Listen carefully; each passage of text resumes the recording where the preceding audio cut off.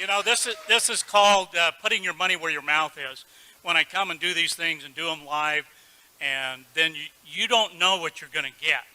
You know, so they asked me to do the brain maps on some people that were having the bars done, and it's like, okay, that's good. You know, I'm open. I'm always pushing the envelope. I'm on the front of the curve that's on the front of the curve. We have to look back to see where the cutting edge is.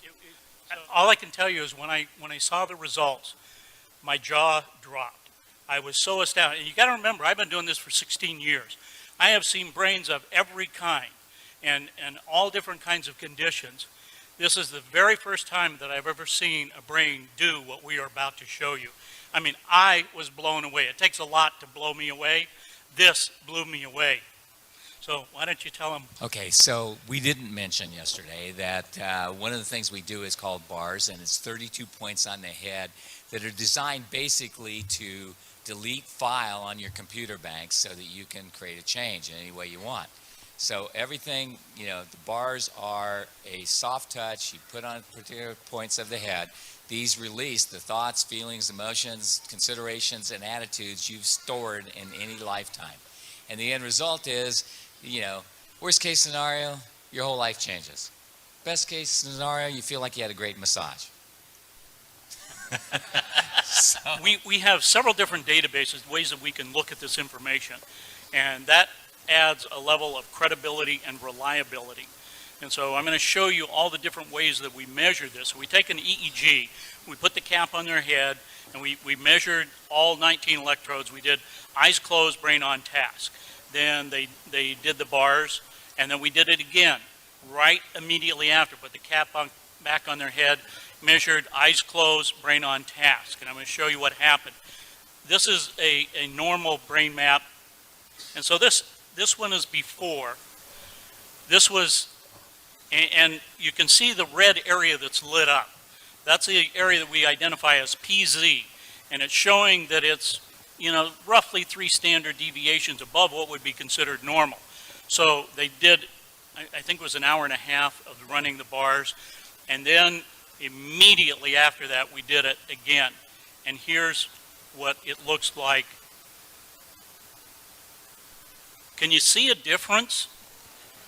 Yeah, all right. So this was one measure that we were able to look at. Let's take another glance at something. It's called S-Loretta, and that stands for Scientific Low-Resolution Electromagnetic Tomography. But forget about that. Here's what it looks like. It came out showing us here, pointer down here where this little red line is, and this area is PZ. That's where it was lit up before. We have a different scale, and down here it's showing us that yellow is 3 standard deviations above what's normal. Well, we know it's at 2.7 hertz. It's in the delta range, so it's a low frequency, but down here it says it's 4.97. So it's almost 5 standard deviations above what is considered normal. It is off the scale of what we're seeing here. So here after is what it looked like. See, you can see the dark color here is the normal range. It's also saying that the change happened at 2 hertz. Okay, well that's all well and nice. There's another part that we look at here that is called the S-Loretta part here. And it gives us a triangulation. So we have what's called an x-axis, this black line here. Then the one pointing up in the air is a y-axis, and then we have a z-axis. So we get this triangulation. It's showing us exactly where. And you see this stuff here in the back of the brain? Well, that's PZ. That's where you just saw, you know, it all lit up. So here's the after. It's gone. It's gone. This doesn't happen in my world of measuring brains. Not in a matter of a few minutes. Now, being the scientist I am, that's not good enough for me. That's great, but I want to see it in action. You want to see it in action? Yeah. For real? All right. So here's the brain, the area PZ that we're looking at there. And you can see the red coming in and out, that sort of thing. This is the playback of the EEG. So we've taken her eyes closed EEG, and we're now playing it back. So I went through and pulled out the pieces that I wanted to show, and they said, okay, make this little movie for me and show it. Now let's look at the after as well. Okay, so here's the after. All right, so that's the after. Let's go to the before. You see it? There's the before. We see all the red there. Then afterwards, we see this. All right. Is blue good? Now, being the scientist that I am, What does the red mean, Jeff? the red means it's 4 standard deviations above what's considered normal. It's just very, very active. Okay, it means activity. Okay, got it. Right. Thank you. So we could get into what kind of activity. It's just very, very active, and it's dealing with focus, concentration, and attention. Okay? So this means the brain's doing this. Okay, that's a scientific term. Okay.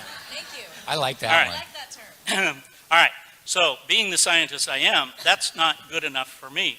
I want to see the whole picture, okay? You can see the little heads up here, and this one right here in Delta.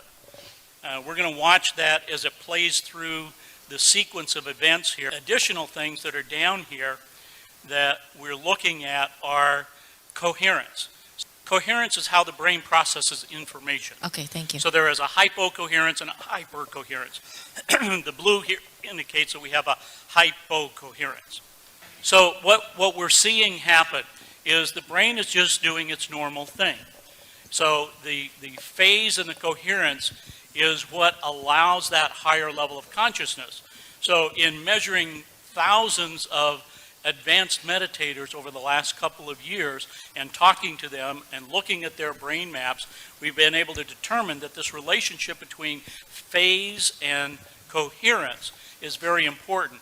We've also done some things with heart math where we've had people wear this heart device for 24 hours, and we would map them during the brain when they were doing meditations. And they would be meditating for 2 hours at a time in a room like this. So we would have 450 people, and we're measuring some of these people and looking at the relationship. And when people had these profound experiences, when they were able to have kundalini energy, and we've mapped these things, we have validation of them, that the phase and the coherence become very important, and we would see an alignment of the phase and the coherence in what I just showed you, and the heart coherence. So when there is complete heart coherence and brain coherence, then people start to have these magical experiences and start to have energy lining up. And this is about, so when you talk about aligning the energy in the chakras and coalescing that energy, this is what we've been looking at.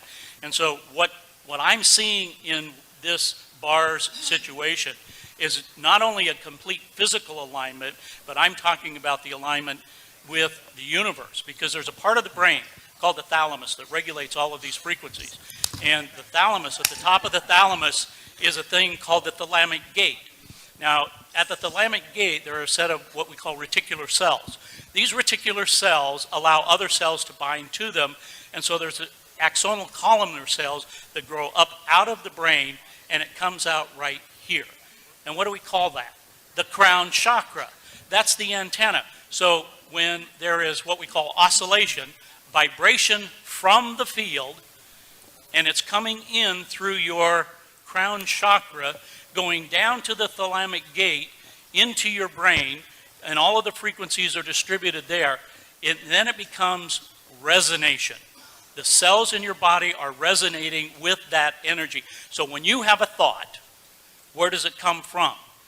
It starts down in the subcortical regions of your brain. It goes up through the thalamic gate, comes out here, and interacts with the field. Okay, you still with me? Remember yesterday I was talking about 17 seconds?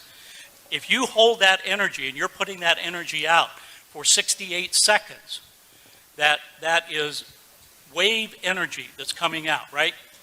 Once you hold that amount of time, the visualization that you just heard and that you just did, that kind of visualization, if you hold that for 68 seconds, it now has enough mass energy in the brain to affect particle energy. Okay, that's where the transition comes in. So the longer you hold these thoughts, the longer you work with them, whether it's visualization, mind movies, whatever your technique is, the power of that is absolutely astronomical.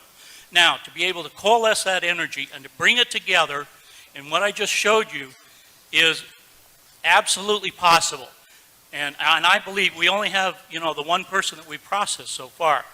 But as a scientist, I can tell you with what I've seen over the last 2 years and the thousands of people that I've worked with, this is absolutely amazing. And I'm sure that each and every one of you have the ability to harness this energy, to start working with that within yourselves, because it's not the magic of the science. The science just helps you let you know what is happening and how it's happening to you as an individual.